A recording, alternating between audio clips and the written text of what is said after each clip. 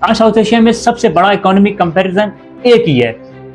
India fast growing क्यों कर रहा है और कैसे कर रहा है, और पाकिस्तान इतना पीछे कैसे रह गया है। एक तरफ इंडिया दुनिया की फास्ट ग्रोइंग मेजर इकोनॉमी में शामिल है और दूसरी तरफ पाकिस्तान डेब्ट, इन्फ्लुएंस, IMF के प्रेशर के नीचे दबा हुआ है। क्या यही रीजन हो सकती है कि इंडिया के पास पॉपुलेशन है, या इंडिया के जो लीडर हैं वो हमारे लीडर से बेहतर हैं, या उनका एजुकेशन सिस्टम हमारे एजुकेशन सिस्टम से बेहतर है, या उनकी पॉलिसीज हमारी पॉलिसी से बेहतर है। सच ये है, इकोनॉमी सिर्फ पैसे से नहीं प्लानिंग से बनती है, और जब प्लानिंग वीक हो तो हर मुल्क की इकोनॉमी कोलैप्स कर जाती है।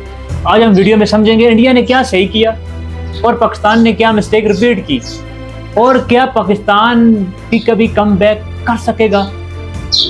लॉन्ग टर्म इकोनॉमी प्लानिंग की इंडिया ने डिसाइड किया हम अपने मुल्क में मैन्युफैक्चरिंग करेंगे, और इंडिया ने सबसे ज्यादा फोकस किया अपनी एक्सपोर्ट पर, जैसे चाइना ने किया।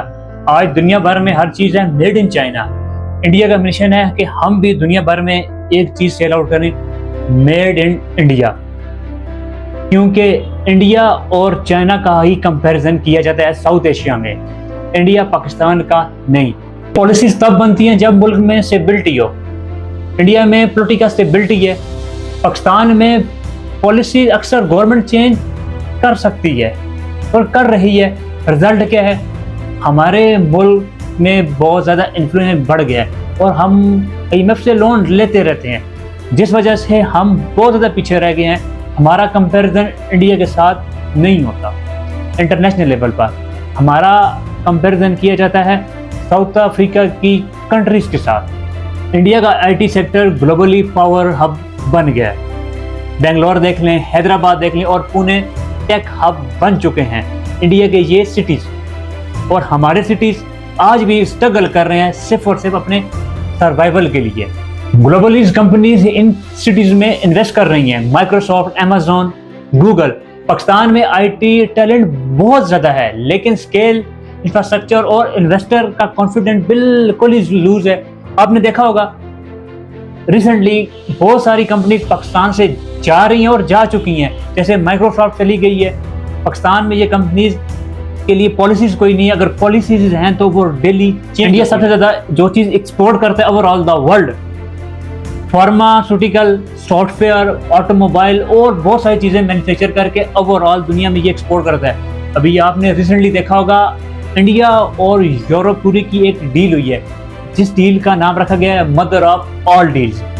पाकिस्तान की एक्सपोर्ट भी बहुत ज़्यादा हैवी है, लेकिन सिर्फ और सिर्फ टेक्सटाइल पर डिपेंड करती है। इसके अलावा हमारे पास इतनी एक्सपोर्ट नहीं है। पाकिस्तान सिर्फ एक प्रोडक्ट पर डिपेंड है, वो है टेक्सटाइल।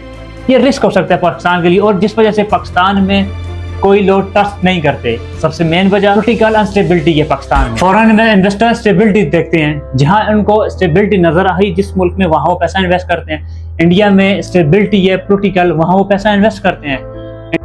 इंडिया ने रिलेटिव पॉलिसी कॉन्फिडेंट क्रिएट किया, पाकिस्तान में पॉलिटिकल अनस्टेबिलिटी ने पाकिस्तान को दिवालिया निकाल दिया। हम बहुत ज्यादा पीछे रह गए हैं। पाकिस्तान को चाहिए कि वो इंडिया को फॉलो करे या चाइना को अपनी ग्रोथ के लिए।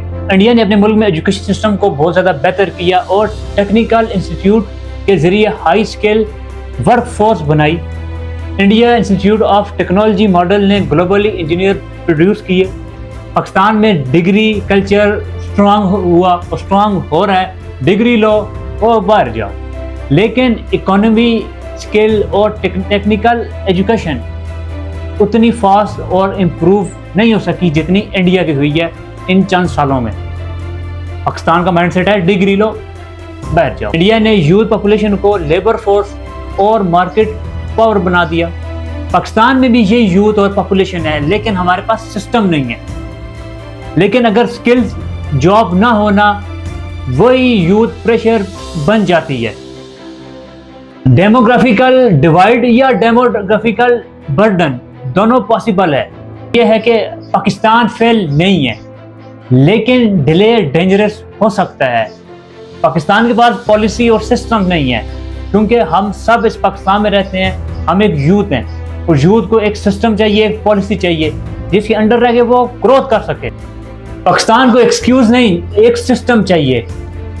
असल सवाल ये नहीं कि इंडिया कैसे आगे निकल गया, असल सवाल ये है कि पाकिस्तान अब भी सीखेगा।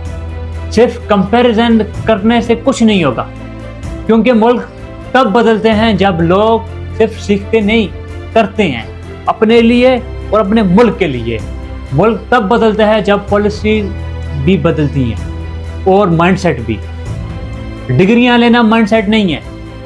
तो बताओ, पाकिस्तान का फ्यूचर स्ट्रांग हो सकता है या अब सिर्फ हम काश में ही जी सकते हैं, इसके अलावा कोई ऑप्शन नहीं रहा। पाकिस्तान और पाकिस्तान की अवाम कर सकती है। हमें सिर्फ एक रोड मैप चाहिए।